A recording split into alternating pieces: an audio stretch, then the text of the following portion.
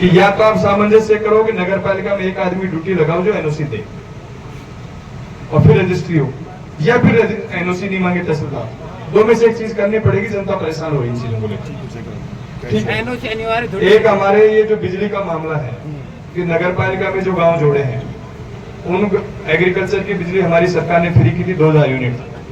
अब नगर पालिका में आते हुए गांव की वो यूनिट होगी बंद।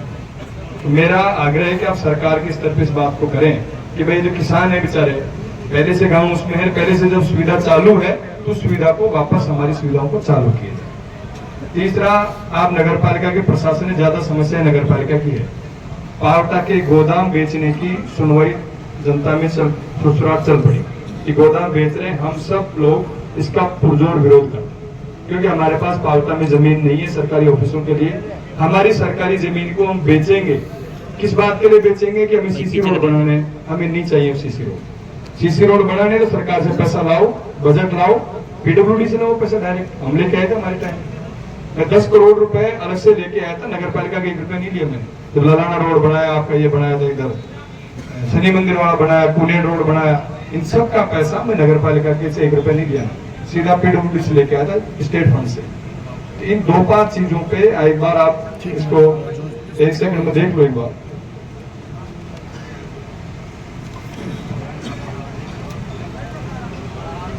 एक डंपिंग यार्ड का मामला है, इस पे धरना भी चल रहा है डंपिंग यार्ड वाले में। और ये राम भवन के मामले में हमने पहले विज्ञापन दिया था आपको, आपने उससे मैयस भी किया था कि हम इसको दिखवाएंगे। तो एक बार इस मामले को थोड़ा आप राम भवन वाले को दोबारा देखें, वरना इसमें जन भावना बढ़ गई। देखो मैं पहले बता रहा हूँ, राम भवन की अगर छेड़छाड़ हुई तो पूरा 27 इस बात पे बढ़ गया। फिर उसकी जिम्मेदारी सारी एडमिनिस्ट्रेशन लेवल पे होगी। आपके पास डबल जिम्मेदारी नगर पालिका प्रशासक की भी है, आप सब डिवीजन के ऑफिसर भी हैं और काबिल अफसर है, इसमें कोई शक नहीं है, अच्छा काम करते हैं। लेकिन हमारा आग्रह सब जनता की तरफ से कि 2, 4, 5 जो मुद्दे हैं इस पे आप जनता को राहत दें। धन्यवाद। किसान खेती करते हैं, सबके पास लंबी चौड़ी ज़मीनें हैं। 2000 यूनिट तक का कृषि कनेक्शन पे सरकार ने, हमारी सरकार ने सब्सिडी दी थी, छूट दी थी उसमें 2000 यूनिट तक की। अब जैसे ही वो गांव नगर पालिका में जोड़े उनके बिल वापस आना शुरू हो गए।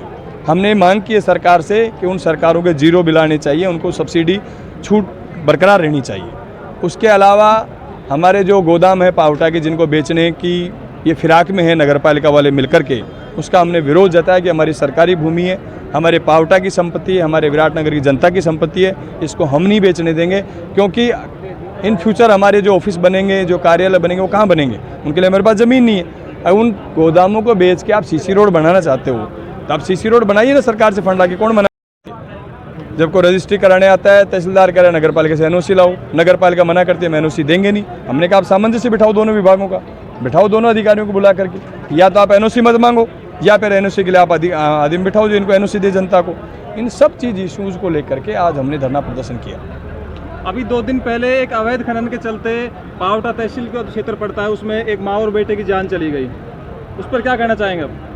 देखिए, जिस तरीके के बजरी माफिया को इन लोगों ने पनाह दी है, बजरी के हालात आपको पता है क्या विराटनगर विधानसभा क्षेत्र में, कि बजरी के नाम पे लूट कर रहे हैं लोग, पुलिस प्रशासन सब बंदी ले रहा है बजरी के नाम पे और कोई सुनने को तैयार नहीं है। प्रशासनिक सिस्टम इतना कमज़ोर हो चुका है कि वो सत्ता के सामने घुटने टेक चुका है और उसी का परिणाम कि 2 माँ बेटे ने अपनी जान गंवाई उसको लेकर। बाबरू थाने का आपने जिक्र किया कि मैंने बनाया और लोकार्पण विधायक जी ने कर दिया, तो ये पूरा क्या मामला है?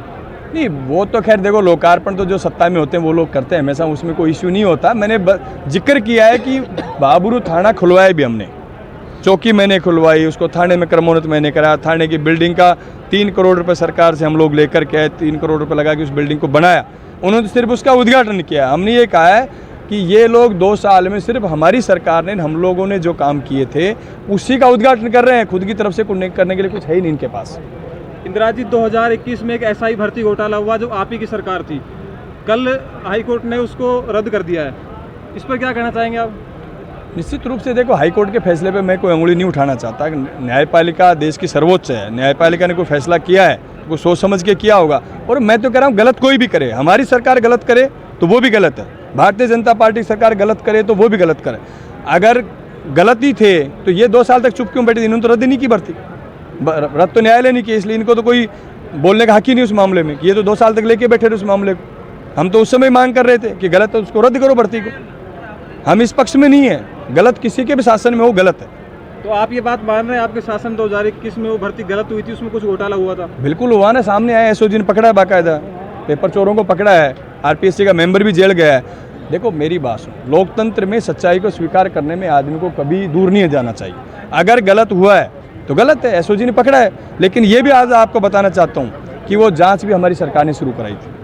एसआई भर्ती के खिलाफ जांच हमारी सरकार ने शुरू कराई, हमारी सरकार ने आदेश दिया, हमारी सरकार में कई लोगों को पकड़ा, आरपीएससी मेंबर को भी हमारी सरकार ने ही पकड़ा। ये लोग तो उसमें कुछ नहीं कर पाए 2 साल तक, ये तो उसका आगे खिसकाते रहे सिर्फ, ये तो जवाब देने की स्थिति में नहीं बने 2 साल तक। इस आंदोलन का और आगे क्या रुख रहेगा? देखिए हम लोगों ने आज प्रशासन को चेतावनी दी है, अगर इन पे प्रशासन नहीं मानता है तो आने वाले भविष्य में फिर मिल करके जनता को साथ लेकर के बड़ा आंदोलन करेंगे।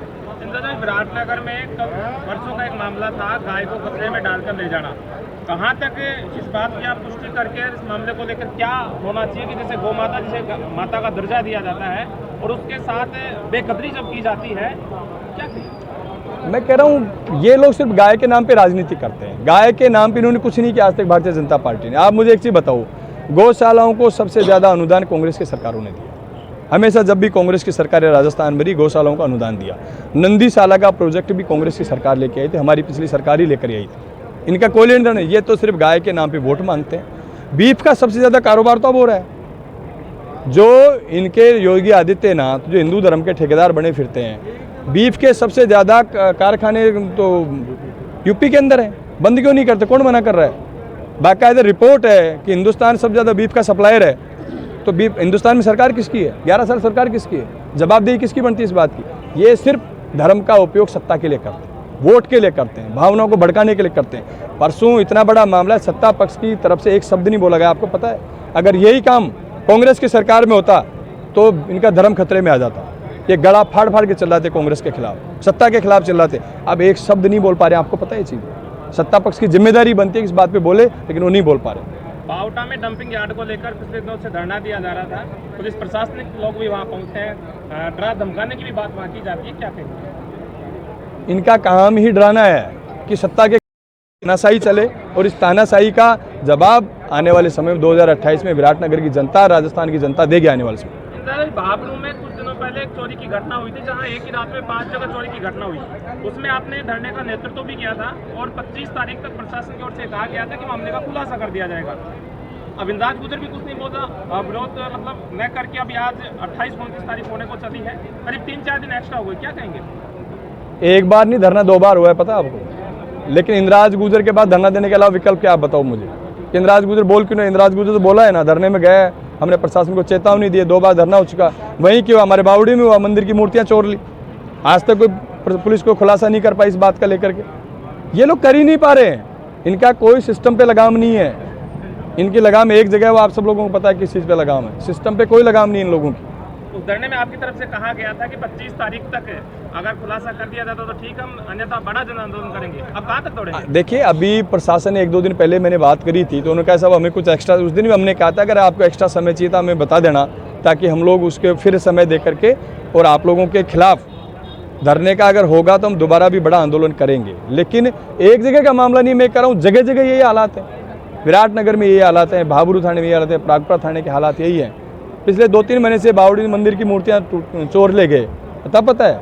जिन मूर्तियों के नाम पे इनका धर्म खतरे में आता था, 2-2 दिन ये लोग धरने पे बैठे रहते थे, आज इन्हीं के शासन में मंदिर की मूर्तियां चोरी हो रही हैं और ये बोलने की स्थिति में नहीं है, बात करने की स्थिति में नहीं है, जनता से पूछने की स्थिति में नहीं हो क्या रहा है। इसका मतलब क्या है कि सिर्फ सत्ता के लिए इन लोगों ने इन चीज़ों का इस्तेमाल किया। बावटा के विकास कार्यों को लेकर आप क्या कहेंगे? जिस तरीके से आए दिन जाम की समस्या का आप भी निपटारा नहीं कर पा रहे थे और वर्तमान सरकार में जो स्थानीय एमएलए वो भी नहीं कर पा रहे हैं, कहीं ना कहीं ये समस्या आम जन के लिए भारी परेशानी का सबब बन रहा है, क्या कर पाएंगे आप इस वक्त? देखो मेरे समय में पावटा में कौन सा जाम हो? पावटा बस स्टैंड की समस्या मेरे समय की नहीं है, ये इन्हीं के शासनकाल की समस्या है, जब इन्हीं के सांसद थे, इन्हीं के विधायक थे 2013 से 18 के समय, इन्हीं के शासन का मामला है, हमारे शासन का समय नहीं है। इनके शासन ने ही ये दुर्गति करी पावटा की कि पावटा को 2 भागों में बांट दिया, एक छोटा सा पुड़िया पावटा को देकर। उसके बाद अब इन्हीं के शासन में सीएससी कट बंद कराया इन्होंने, और सीएससी कट होने के बाद तो दुर्गति और बड़ी हो चुकी है। पावटा बस स्टैंड तो पूरे दिन जाम रहता है, लेकिन सत्ता के लोग विधायक, सांसद, देश की सरकार, प्रदेश की सरकार, सारी सरकारें डबल इंजन की सरकार हो रखी है, फिर भी करने की स्थिति में, ना बोलने की स्थिति। जन समस्याओं पे लोग बोलना ही नहीं चाहते, ये तो फटकारे देने में विश्वास रखते हैं सुबह शाम। जन समस्याओं पे एक आदमी बोलना नहीं चाहते इनमें। अभी आपने कहा कि अपोजिशन में रहकर आप विरोध प्रदर्शन कर सकते हैं, जनता की आवाज उठा सकते हैं, तो इजाज गुजर इस जाम की समस्या को लेकर क्यों नहीं आवाज उठा रहा? क्योंकि ये जाम की समस्या जब आपने कहा अभी कट बंद हो गया, उसके बाद में ज्यादा समस्या बनी है, कहीं ना कहीं आमजन को भारी परेशानी का स्रोत करना है। आपको ध्यान होगा, मैं माननीय जिला कलेक्टर से मिलकर आया हूँ इस मामले में, जाके कोटपुली जाके जिला कलेक्टर से मिलकर आया हूँ। मैंने इस ज्ञापन दिया कि इस कट को खोला जाए, हमारे कट को। लेकिन मैंने कहा कि हम लोग सिर्फ मांग कर सकते हैं, धरना दे सकते हैं, प्रदर्शन कर सकते हैं, इम्प्लीमेंट करना सत्ता का काम है। लेकिन जब सत्ता तानासा हो जाए, सत्ता गूंगी बहरी हो जाए, तो फिर जनता के पास विकल्प क्या है?